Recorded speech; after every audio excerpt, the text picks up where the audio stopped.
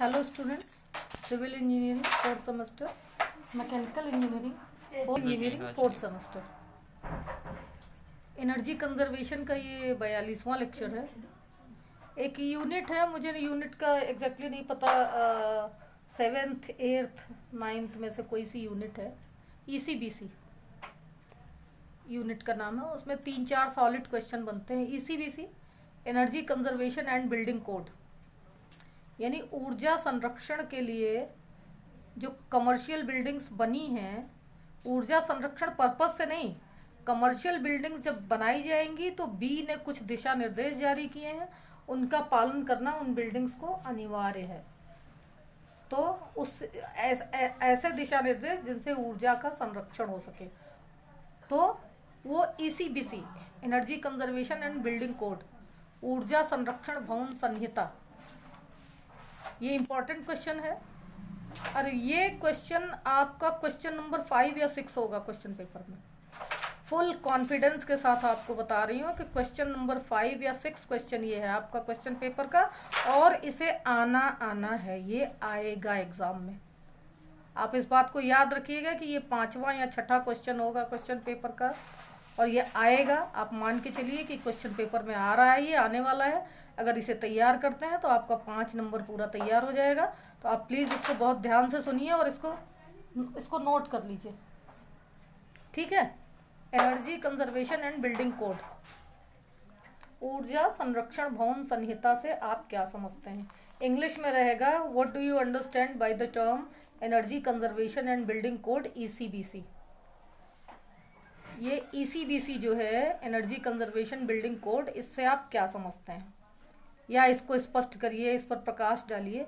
तो आपको समझा दूं पहले कि बी द्वारा, BEE bureau of energy efficiency, ऊर्जा दक्षता ब्यूरो द्वारा जिस तरीके से उपकरणों के लिए स्टार रेटिंग की गई है, और उसके भी पहले होटल्स के लिए, आपको याद होगा होटल को हम लोग कहते हैं 5 star hotel, 2 star hotel, 1 star, 3 star, है ना। 5 स्टार तक स्टार रेटिंग होती है ना होटलों की।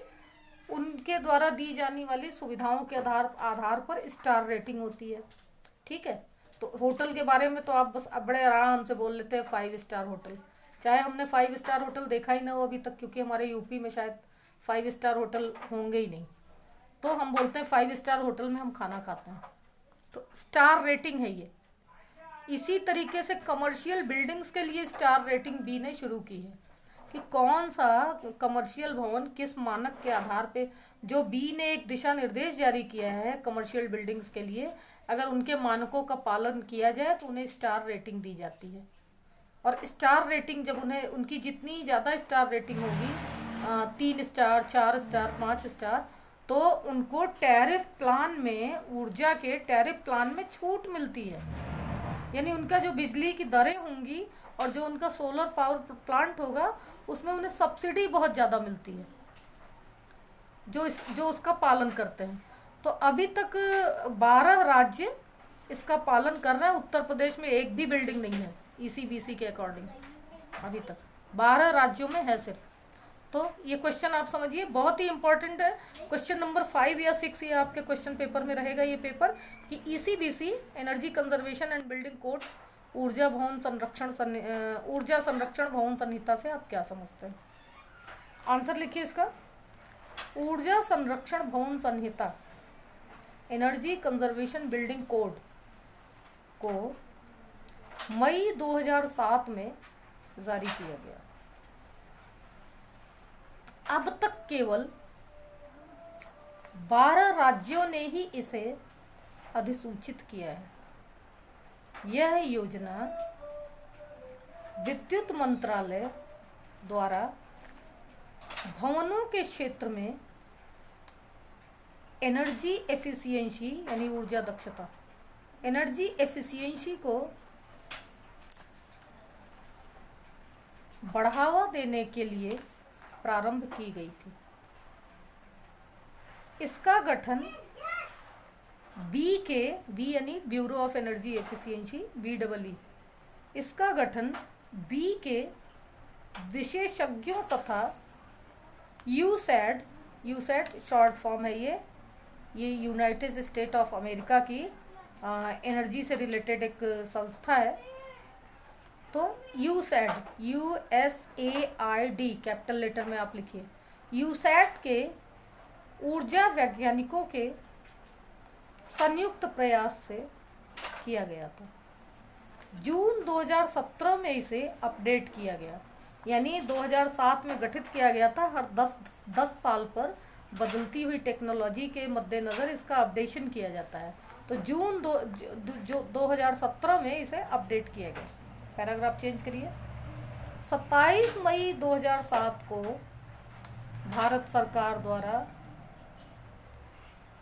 नवनिर्मित वाणिज्यिक भवनों के लिए ECBC लागू किया गया। इसमें आप अंडरलाइन करिए ये लाइन। इसमें 100 किलोवाट के संयोजित लोड के साथ 120 kVA और इससे अधिक की संविदा मांग वाले नए वाणिज्यिक भवनों के लिए न्यूनतम ऊर्जा मानक तय किए गए हैं। अंडरलाइन क्लोज करिए। ECBC ऊर्जा प्रदर्शन के मानदंडों को परिभाषित करता है। उस क्षेत्र की जलवायु तथा विद्युत उत्पादन की स्थिति के अनुसार। यहाँ थोड़ा मैं रुकती हूँ, जैसा कि आपको क्लास में भी मैं समझाती रही हूँ कि भारत में एक बहुत बड़ी समस्या ये है कि जहाँ विद्युत उत्पादन हो सकता है वहाँ पे उसका कंजम्पशन नहीं है, और जहाँ कंजम्पशन बहुत ज़्यादा है वहाँ विद्युत उत्पादन की संभावनाएं नहीं है। तो हमारे यहाँ बीच की स्थिति, यानी ट्रांसफॉर्मेशन की स्थिति पे, ट्रांसफॉर्मेशन पे बहुत ज़्यादा धन खर्च किया जाता है। जैसे बंगाल है, बंगाल में विद्युत उत्पादन की संभावना नहीं है, जबकि सबसे ज़्यादा वहाँ बिजली की खपत है। हिमालयन रेंज में विद्युत उत्पादन की अपार संभावनाएं हैं, तो वहाँ पे खपत नहीं है। अरुणाचल प्रदेश में विद्युत उत्पादन की तमाम इकाइयाँ हैं, वहाँ पे खपत कंजम्पशन बहुत कम है, क्योंकि आबादी ऐसी है, वहाँ की भौगोलिक जलवायु, भौगोलिक स्थिति ऐसी है। तो वही चीज़ यहाँ पे कहा जा रहा है। पैरा चेंज करिए। ECBC के अंतर्गत व्यावसायिक भवनों के निम्न घटकों का ध्यान रखा जाता है, यानी एनर्जी कंजर्वेशन बिल्डिंग कोड के अंतर्गत जो कमर्शियल बिल्डिंग बनाई गई है उसमें निम्न बातों का ध्यान दिया जाता है। सबसे पहले एनवेलप। सिविल इंजीनियरिंग वाले you know very well envelope का मतलब क्या होता है बिल्डिंग में। बिल्डिंग में एनवेलप का मतलब सिविल वाले अच्छी तरह जानते हैं, और जो नहीं जानते हैं मैकेनिकल एंड इलेक्ट्रिकल वाले वो समझ लें कि किसी भी बिल्डिंग में एनवेलप का मतलब होता है उसकी दीवारें, उसकी छत, खिड़कियां और दरवाजे। इनको एनवेलप कहते हैं कुल मिलाकर। यानी ये एनवेलप इसलिए कहते हैं कि जैसे एक लिफाफा होता है ना, कवरिंग पूरी। तो सिविल इंजीनियरिंग में एनवेलप, बिल्डिंग के रेफरेंस में एनवेलप का मतलब होता है वॉल्स, रूफ्स, विंडो, डोर्स, दीवारें, छतें, खिड़कियां और दरवाजे, इनको एनवेलप कहते हैं कमर्शियल बिल्डिंग में। तो एनवेलप का ध्यान रखा जाता है। दूसरा लाइटिंग सिस्टम, यानी ECBC के अंतर्गत ये कहा जाता है कि कमर्शियल बिल्डिंग बनाते समय उसमें लाइटिंग सिस्टम का ध्यान रखा जाए कि वो कैसी हैं। जैसे कुछ इमारतों में पहले दुर्घटनाएं हुई थी, शॉर्ट सर्किट के कारण आग लग गई थी। तो अब जो कमर्शियल बिल्डिंग बन रही है उनमें इन चीज़ों का ध्यान रखा जा रहा है। तीसरा है HVAC सिस्टम। HVAC सिस्टम का मतलब होता है heating, ventilation, air conditioning system. H for heating, V for ventilation, AC air conditioning system. इसे मैकेनिकल इंजीनियर इसको करते हैं, ये मैकेनिकल इंजीनियरिंग का हिस्सा है। तो इसमें क्या ध्यान रखा जाता है, इसमें टेम्परेचर का ध्यान रखा जाता है, ह्यूमिडिटी देखी जाती है, एयर फ्लो चेक किया जाता है, थर्मल कंफर्ट देखा जाता है, और हीटिंग वेंटिलेशन देखा जाता है। HVAC सिस्टम में temperature, humidity, air flow, thermal comfort और हीटिंग वेंटिलेशन देखा जाता है। इतना अगर हमारा दुरुस्त रहे तो AC हमारा बहुत सही एयर कंडीशनिंग होगी तब उसकी। चौथा पॉइंट है हमारा वाटर टेम्परेचर तथा पंपिंग सिस्टम।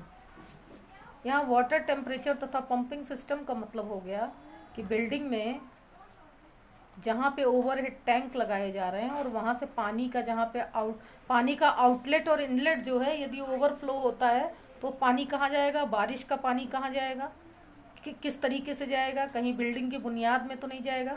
और सबसे बड़ी बात यहाँ बात होती है कि बी ने कहा है कि आप रेन वाटर हार्वेस्टिंग सिस्टम लगवाइए किसी भी बिल्डिंग में। ये तो देखिए अपने कॉलेज में भी लगा हुआ है हर जगह। रेन वाटर हार्वेस्टिंग सिस्टम क्या है? किसी भी व्यावसायिक इमारत का तभी वेरिफिकेशन हो सकता है जब बरसात का पानी पाइप से वाटर गैलरीज में उसका फ्लो कर दिया जाए, यानी ज़मीन में ज़मीन में चला जाए, मिल जाए वो जाके, ताकि वाटर लेवल जो है, वाटर गैलरीज का वाटर लेवल डाउन ना होने पाए और बारिश का पानी ऐसे ही बर्बाद ना हो जाए, बल्कि वो ज़मीन के नीचे चला जाए और भूमिगत जल स्तर कभी भी नीचे ना भागने पाए। तो रेन वाटर हार्वेस्टिंग सिस्टम इसी का एक हिस्सा है, जो कि जिसका जिक्र यहाँ नहीं है। आप चाहें तो लिख सकते हैं कि वाटर टेम्परेचर तथा पंपिंग सिस्टम ECBC के अंतर्गत इसके दिशा निर्देश जारी हैं। इसी का एक हिस्सा है रेन वाटर हार्वेस्टिंग सिस्टम। पांचवा है इलेक्ट्रिकल सप्लाई सिस्टम, और आपका पैराग्राफ क्लोज होता है 2 लाइनों से कि बी द्वारा व्यावसायिक भवनों को भी स्टार रेटिंग अलॉट किया गया है। भारत में 175 से ज़्यादा भवनों की स्टार रेटिंग की जा चुकी है। ECBC के अनुपालन से वर्ष 2030 तक 300 अरब यूनिट ऊर्जा की बचत होगी। आप इसको अंडरलाइन कर सकते हैं कि जो हम ECBC का आखिर लक्ष्य क्या है। ECBC के जरिए हम ऐसे भवन बनवाएंगे जिनसे कि सन 2030 तक 300 अरब यूनिट की हमारी बचत हो जाएगी। ये आपका आंसर है और ये most important question and answer है। क्वेश्चन नंबर 5 ये आपके क्वेश्चन पेपर में रहेगा। इसे आना है और आप इसलिए इसको अच्छी तरह से याद करिए। नहीं समझ में आता है तो फिर पूछिए मुझसे।